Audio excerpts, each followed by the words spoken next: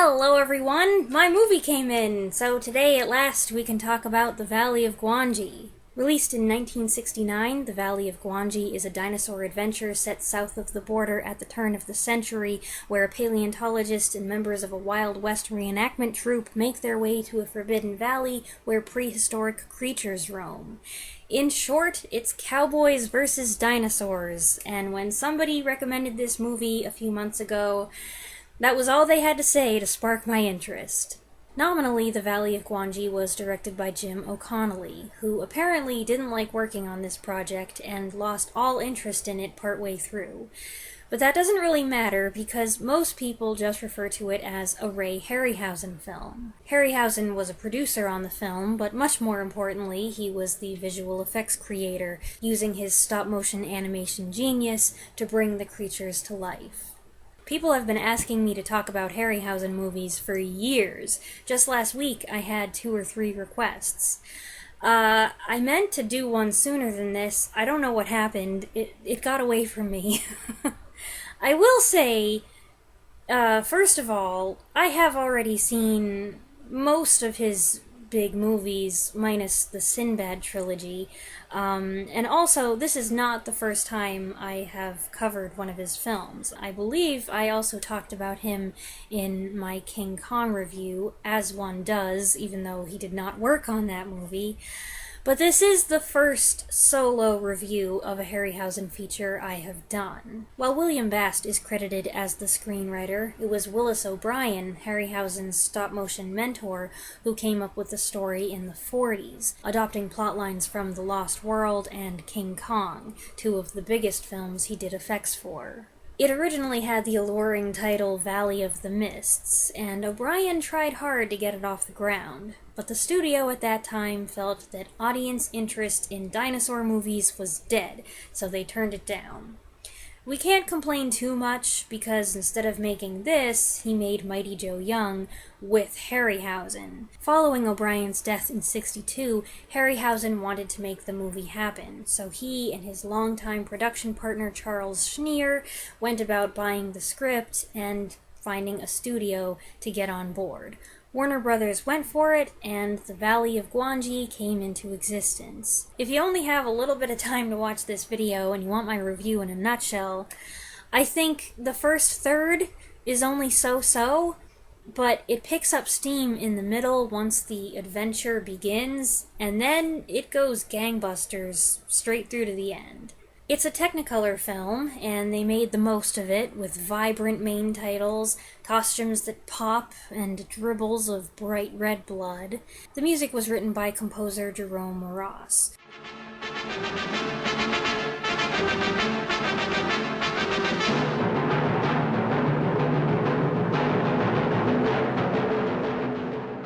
It's worth noting that among his other credits, he wrote the music for the star-studded 1958 epic, The Big Country.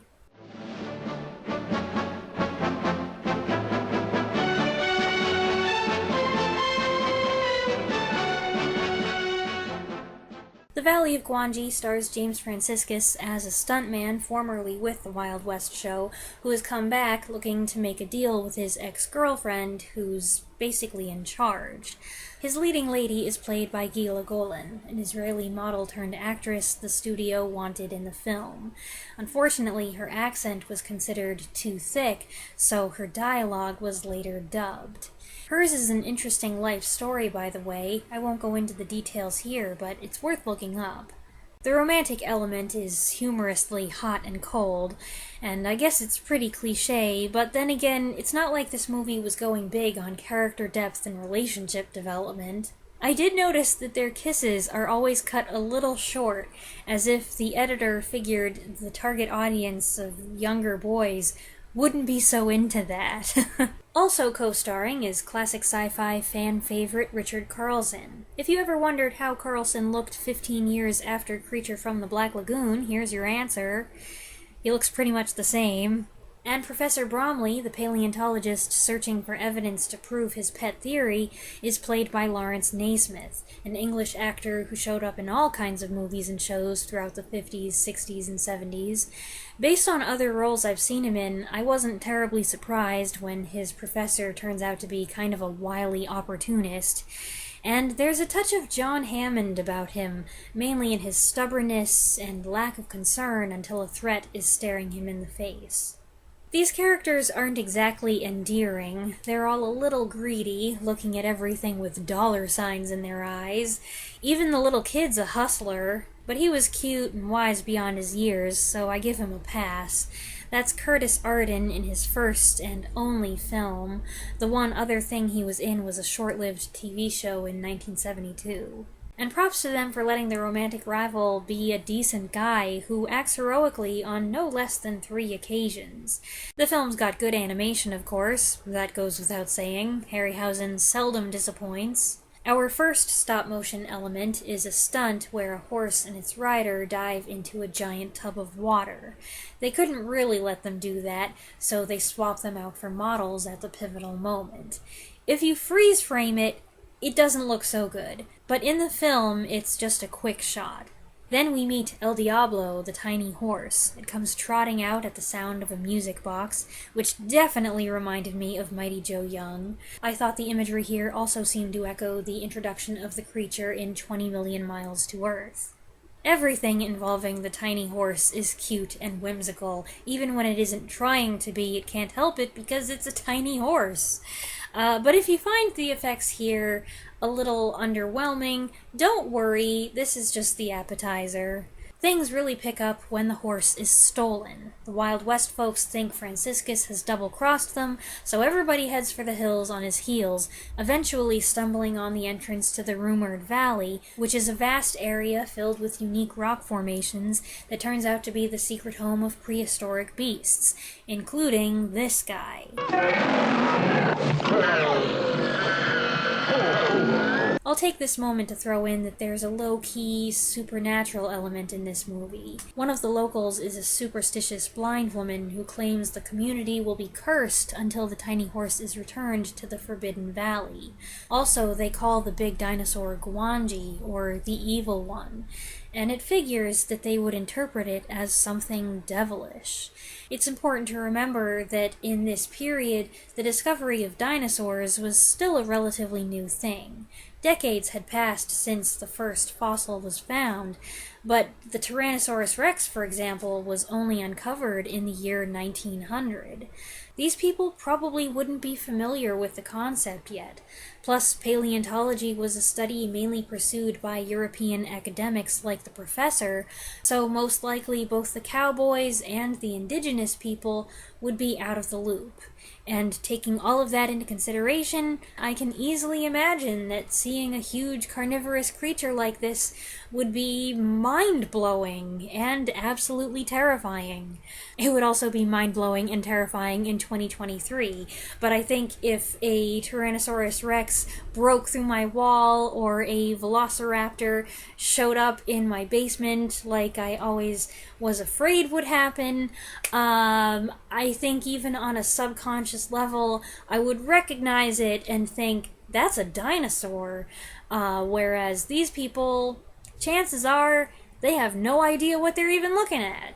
It's in the valley that Harryhausen gets to let loose, although with the amount of labor and time required to animate just one dinosaur, you can understand why he didn't go too crazy populating the valley. I have the utmost respect for the patience of effects people who form the models and then move them bit by bit to make the animation as smooth as possible. Some of the models were reworkings of ones used in previous films, which explains why they look a trifle familiar.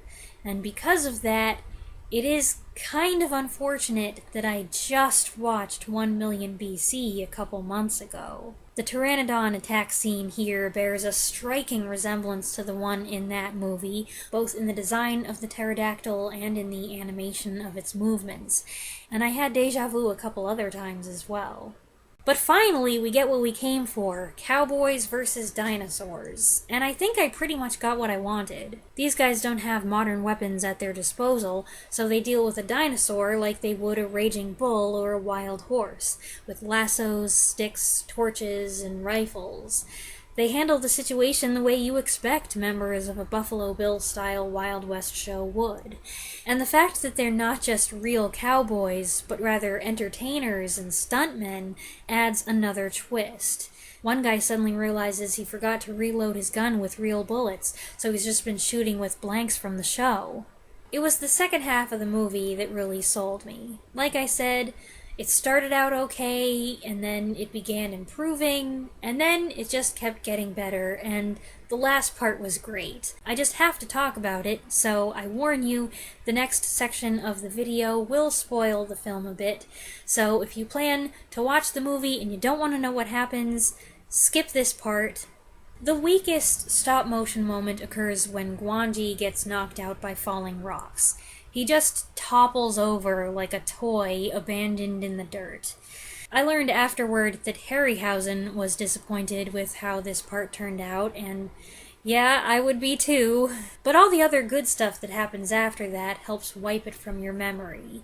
The last section is great, even though it's strongly derivative of King Kong, with Gwangi being brought back to be put on display. And now, of course, the old woman is really mad. It was bad enough when you just brought back a tiny horse, now you got this monstrosity. Is it a plot hole that once they discover all these other animals, they forget about the tiny horse completely? The whole reason the professor wanted the horse was to prove his theory about early horses and their toes, and he only calmed the other people down by assuring them that the horse's parents were probably in the valley as well, so there would be plenty more tiny horses to go around. What happened with all of that? Was Gwangi such a catch that the tiny horse became insignificant by comparison? It bugs me. What happened to the tiny horse? What follows is predictable, but still pretty awesome. There's all this fanfare leading up to the unveiling of this mystery creature. They get everyone all worked up and raise the curtain. And there's Gwangi with a guy flailing in its jaws. Wow! Gwangi breaks free and chaos erupts, and everyone's fleeing in terror while the band plays on until the last possible moment. We get a fight with an elephant, which is another scene that reminded me of 20 Million Miles to Earth.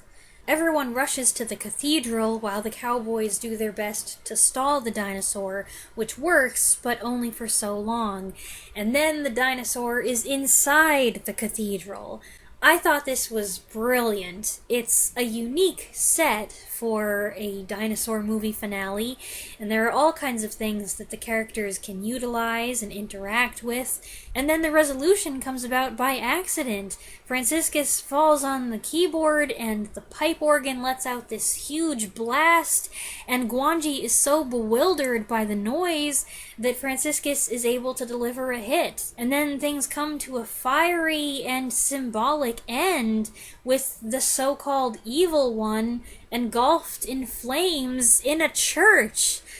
What? I did suddenly feel sorry for Gwangi. Its pitiful reaction is a reminder that it never wanted to be there. They came into his valley. It's a remarkably epic, grandiose finish to what turned out to be Harryhausen's last dinosaur movie. It proved to be a challenging and labor-intensive film to make, so it was devastating when Warner Brothers, in the midst of a management transition, failed to market the film properly. It got almost no publicity, so much of its target audience didn't even know it existed. It also didn't help the movie's reputation that both Schneer and Harryhausen were underwhelmed and dissatisfied with the final product.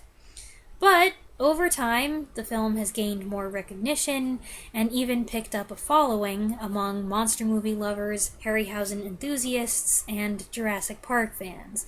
And for my part, I ended up really enjoying it, especially the last 30 to 40 minutes. There is one other movie older than this that pits cowboys against dinosaurs, which was also based on O'Brien's idea. The Beast of Hollow Mountain, a 1956 American-Mexican co-production that O'Brien was supposed to have worked on.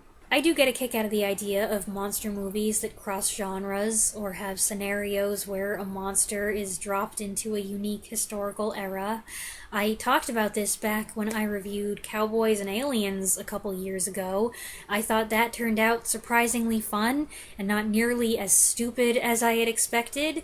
And the same thing goes for Pride and Prejudice and Zombies. I feel like there's a lot of untapped potential out there for fresh mashups and new alternative settings like this. If you just always tell your monster story in a contemporary or futuristic setting, it might get kind of stale. But by adding in the limitations and visual accoutrements of a bygone era, or abiding by the conventions of a totally different genre, you can get creative with your story and your characters and your fight scenes, and you can have more fun with it. In this early experimental instance, I think it worked pretty well. Those are my thoughts on the Valley of Gwangi. I hope you enjoyed this review. Let me know your thoughts on the movie if you've seen it in the comments below. And come back next week to find out what else I saw in July. Thanks for watching.